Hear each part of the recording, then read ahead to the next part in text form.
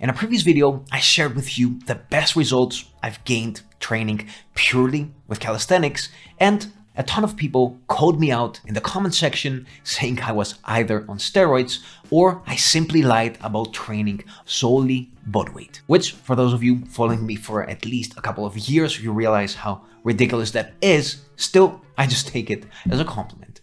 The reality is that most men fail to build muscle with calisthenics simply because of a few basic mistakes that I'll be covering today. By the way, before we jump into the video, if you want my exact blueprint of how I got my best results training bodyweight, make sure you also download my free beginner's guide, Bodyweight First, link in the top comment below.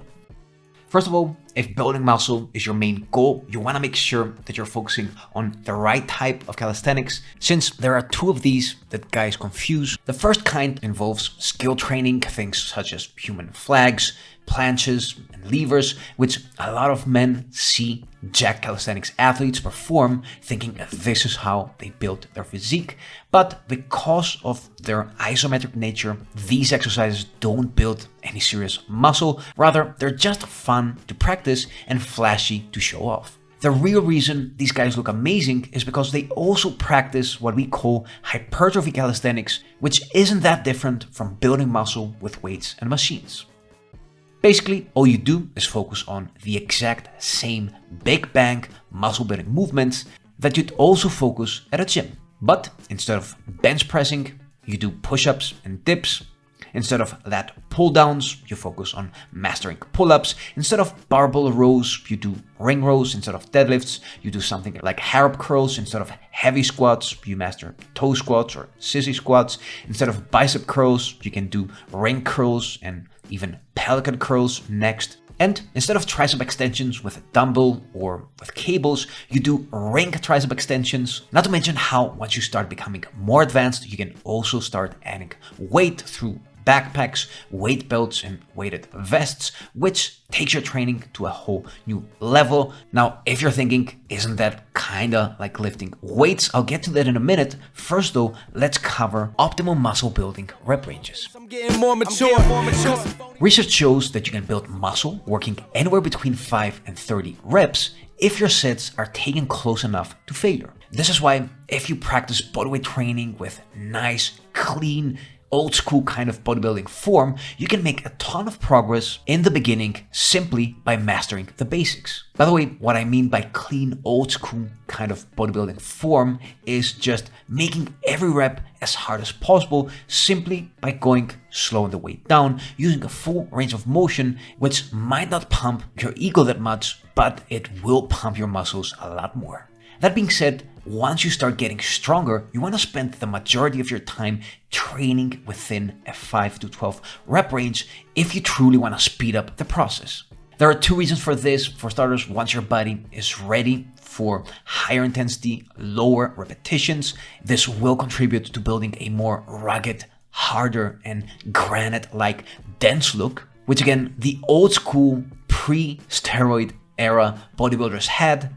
Plus, doing solely high reps can also become mentally more draining, since doing sets of 30 reps to failure with perfect form can eventually drain you. And even though I've done this myself for years, and this is how guys in prisons and the streets often get big, progressively overloading exercises not only speeds things up, but also makes the process more fun. In the end, there's a reason why the 5 to 12 rep range has been consistently the most commonly used muscle building rep range for over a century now. Now, this is something I've been guilty of myself, whenever I've gotten a little bit lazy, but getting caught up in a minimalist training mindset where all you do are straight sets of pull-ups and dips, simply because these are the exercises that gave you the best results in the beginning of your journey, will eventually hold you back. So if you've been doing the same stuff forever and progress has become stale, which probably has also killed your motivation to train, calisthenics are not the problem, your workout plan is. Using intelligent programming is key if you want to keep seeing results. For example, you want to make sure that in the long run, your training includes things such as strength-oriented seasons focused on lower rep ranges with heavier loads and longer resting periods, alternated with work capacity seasons focused on higher total volume and usually lower resting periods, doing things such as ladders, density training circuits, and so forth, followed by traditional hypertrophy seasons where you hammer that classic mid-rep range of 8 to 12 reps with moderate volume, and so forth. This way, each training season feeds into the next, giving you the right variety of stimulus that allows you to keep breaking plateaus and looking better and better every single damn year. By the way, this is how we program training in our Homemade Muscle Academy as well. So if you don't want to spend hours figuring all this by yourself, you can learn more about that in the description and the top comment below. Every time I coach a guy who thinks he's a hard gainer and we start tracking calories, what we realize is that he is simply under eating. So it's not so much that you're actually a hard gainer, rather it's more that you've trained yourself to feel fuller on smaller amounts of food. That said, if you're really serious about building muscle, this is something you have to work on because you just can't build muscle out of thin air. I promise you, especially after your beginner gains, it is impossible. By the way, this is me finishing my lean bulk this year, still having a little bit of fat to lose, although I'm pretty happy with how I look at 81.5 kilos and 174 centimeters height.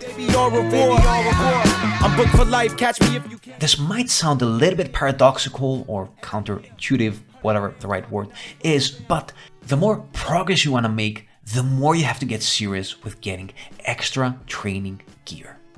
So other than the essentials like gymnastic rings and a pull-up bar, a first good investment that I would recommend is getting a weight belt or a weight vest and a backpack, which you can load with plates or whatever you have available.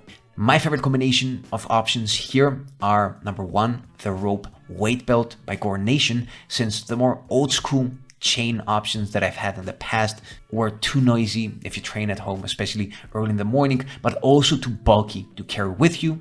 Next, when it comes to backpacks, any hiking or tactical backpack will do, especially during your first years of weighted calisthenics. That said, later on, if you start adding more weight, especially as you go over 30 kilos, you might want to consider something more serious like a GoRuck backpack, which is indeed quite expensive, but since this takes a lot of time for most guys, if you haven't been training consistently for over 3 years, this isn't something you have to worry about. By the way, if you want to learn more about the equipment I use and my recommendations, you can always check out the description below.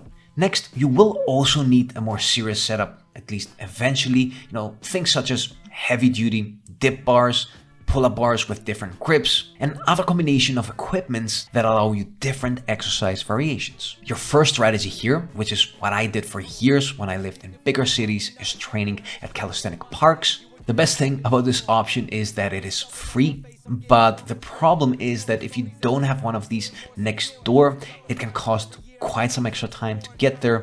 They can also be quite crowded in the summer, something I definitely don't like. And if you don't enjoy training in the rain or cold, bad weather can also ruin your consistency. Therefore, if any of these are limiting factors, it is then time to get serious with your home setup. Hey, yeah, 100 gram popping out a rubber band. Now, this is probably gonna annoy some people, if not make them completely furious. Let's see what happens in the comment section, but I'm just gonna throw it out there.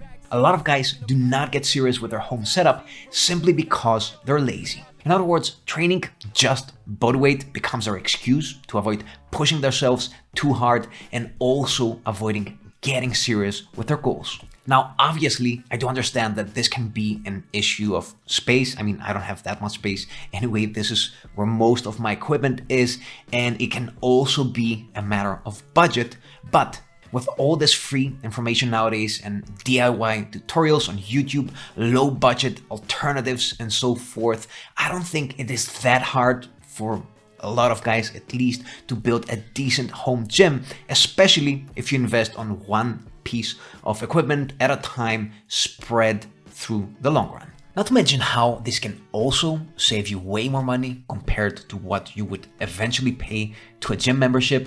So especially if, like me, you hate going to the gym and you enjoy the luxury of training in your own space anytime you want, having a proper home setup is priceless. And if you're a dad, another great plus is how your kids can watch you train, which allows you to teach them everything they need about health and fitness without even having to say a single word. In summary, I would say that setting up a proper home gym is really a matter of how much you really love this and how serious you are with committing to it in the long run. Finally, I want to close today's video saying that you can have the best equipment in the world, but if you don't train consistent and hard enough, it is very easy for someone who simply has, let's say, a pair of rings to get a lot better results if he trains like a madman. Therefore, if you're a complete beginner, my best advice here would be to always train to complete technical failure, meaning going to failure with good form,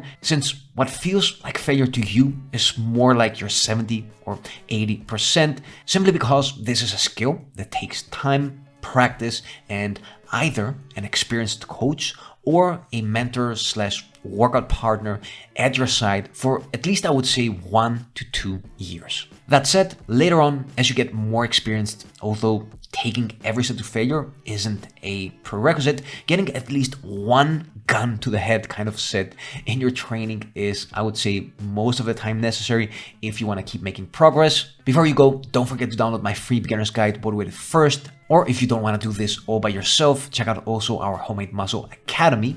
Links for these in the top and comment below. And until next time, keep on training.